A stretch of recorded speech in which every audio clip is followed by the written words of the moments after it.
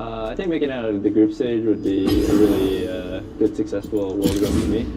I think I've been to Worlds probably 3 times from the top of my head, and I've only made it out once. So I think making it out again would be a success for me.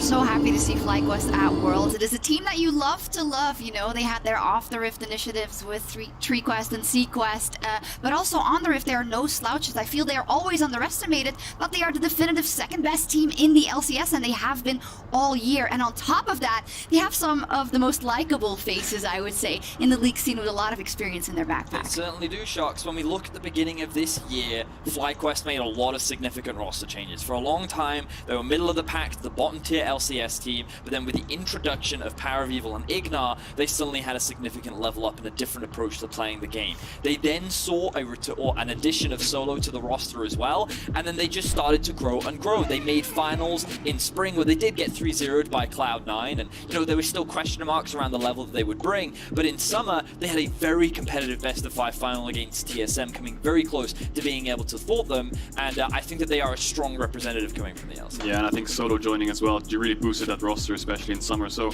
I mean, you look across the board, you've got PoE, you got Ignar, the SKT best of 5 in 2017, so they're no sort of, they've been to Worlds before, they know what to expect. The only thing that I'm concerned about, as I'm quite negative about most teams, I always like to look at the negative first and start then try negative to go and then they can into the surprise positive. you. I like it, I like it. The only thing that I'm unsure about FlyQuest is just generally looking at their games, the only way that they really close out games is the Dragon Soul, so that's quite late into the game. You're going towards the Elder Drake then, and I think against these top Chinese teams from the LPL, I think that the top esports and JDG, I think they might struggle, especially in the laning phases.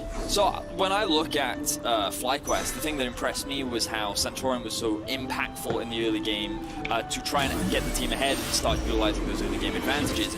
Volibear was one of his most played junglers during the regular season, but then as you move towards playoffs, obviously champions like this fell in relevance. We saw in the final he was playing things like Graves, he was playing things like Hecarim, and that early game impact wasn't there. So in my